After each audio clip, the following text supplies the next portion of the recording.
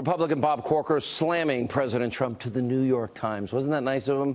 Meanwhile, Corker is set to retire at the end of his term, but former White House Chief of Staff, Chief Strategist Steve Bannon is now launching a new effort to target other anti-Trump Republicans with plans to back primary opponents to nearly every Republican up for re-election. Think Alabama, Roy Moore. He joins us now. He's the executive chairman of Breitbart News. How are you?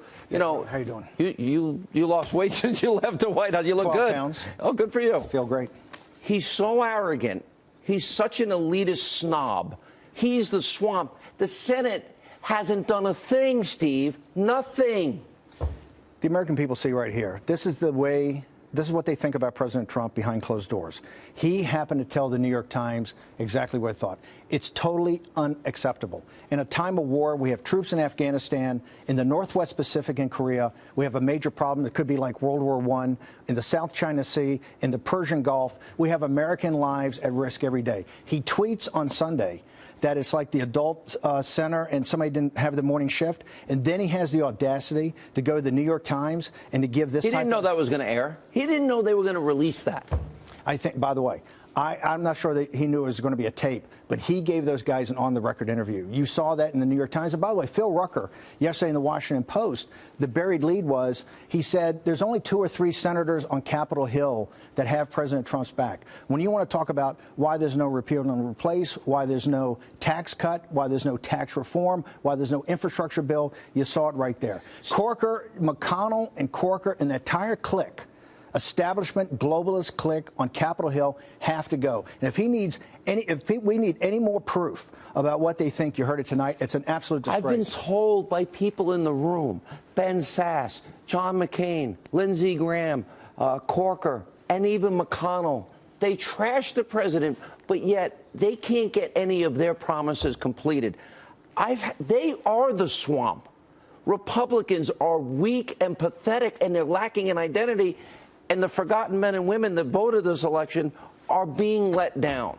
Look, they have total contempt for the forgotten man. They have total contempt for the base.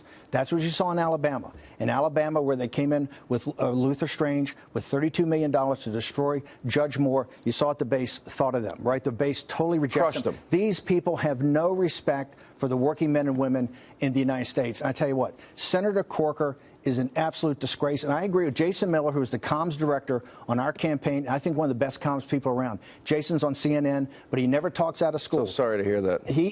On CNN today, he called for Senator Corker to resign. I agree with him. For the governor of Tennessee to replace him with Marsha Blackburn, a real conservative. If Bob Corker has any honor, any decency, he should resign immediately. He should not let those words stand what he said about the president of the United States. He wouldn't win, Steve. That's why he's really getting out. By the way, he got out because he saw what happened in Alabama. If he wants to, by the way, he should get back in because he's going to get crushed in a primary. Marsha Blackburn would kill him. He's going to get crushed in a primary. He doesn't have the guts to get in, so he doesn't have the guts to get back in the race. He should resign immediately. Here's a question. How does the president's agenda, if he's got hostile Republicans that are apparently willing to go on a suicide mission, if they don't get anything accomplished, they don't get the budget done, they can't repeal and replace, they don't even want to fund the border wall. If they don't do those things, they're going to suffer in 2018. President Trump's not up till 2020. They have to understand. There's a basic agenda that President Trump ran on and won. He carried states that Republicans haven't carried in living memory. Michigan, Wisconsin, Pennsylvania. This agenda works. The American people voted for it. It's their responsibility. By the way, McConnell would not be majority leader unless Trump in North Carolina, in Missouri, in Wisconsin was able to carry those senators across the finish line. It is incumbent upon them to back President Trump's plan, but you don't see it. What you saw what Corker said today is what they talk about on Capitol Hill. That's when I left the White House. Remember, I said, I'm going after the Republican establishment, and we're going to go after them. We're going to challenge. There's a coalition coming together. States. There's a coalition coming together that's going to challenge every Republican incumbent except for Ted Cruz, whether it's Utah, Wyoming, whether it's in Orrin Nevada, Hatch in Utah. Orrin Hatch in Utah. Today, Boyd Matheson, who is the chief of staff for Mike Lee, came out and said that he's going to set up an exploratory committee. North Dakota. In North Dakota, we don't have it. That's House count. But we're going. By the way, we're going in Mississippi against Wicker. Who you pick? McDaniel. McDaniel, Mississippi. These names are all going to come out over the next couple of weeks. There's going to be about 15. So it's not going to be. I know a lot of people didn't like in 2010, for example, Delaware. Well, I thought Christine O'Donnell was a nice woman. But you're picking rock-solid credentialed candidates. We're spending a ton of time with the grassroots organizations to make sure that these candidates are fully vetted. You're going to see people announced this week that are going to have experience in government. You're going to see some outsiders that are authentic, and these people are real. It's not like 2010. 2010 was the beginning of the Tea Party when things were first getting going. You're going to see real candidates, and by the way, they're going to take on incumbents in every state, and they're going to take on the Democrats after that. You said in the 60 Minutes interview you're a street fighter. I'm a street fighter, too. I noticed that. Okay, you noticed that? I'm not supporting any Republican incumbent that hasn't gotten their job done. Not one, Steve. I refuse. They have betrayed the American people. They have betrayed their promises.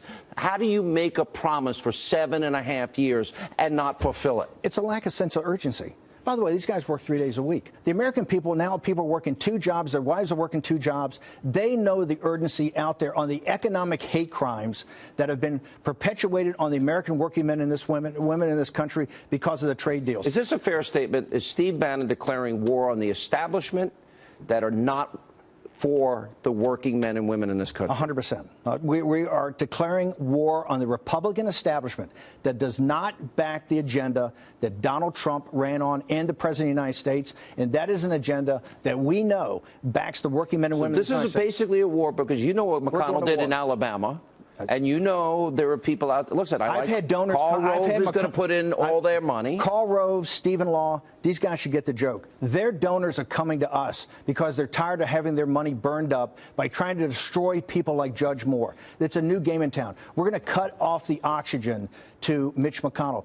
Mitch McConnell's biggest asset is the money. We're going to make it the biggest liability. And we're going after these guys tooth and nail. Does that mean that people that voted in 2010 and 2014 and 2016, now they have to wait till a victory in 2018? Listen, that's a long time for the American people to wait. To take your country back, it's not going to happen in just any one election. This is something you're going to have to grind out day in and day out for the next 5, 10, 15, 20 years. It took us a long time to get here. There's no magic wand we can wave and drain the swamp. There's no magic wand we can wave and blow up this establishment. I hate to tell people you're going to have to work. But you know what? The grit, determination, and courage of the American working men and women, we're going to win. I'm glad you're not going after Cruz. I've already endorsed him. And I'll tell you why. Ted Cruz is a good man. Ted Cruz has one of the few that he stood there and said, we have the constitutional authority to not fund Obamacare.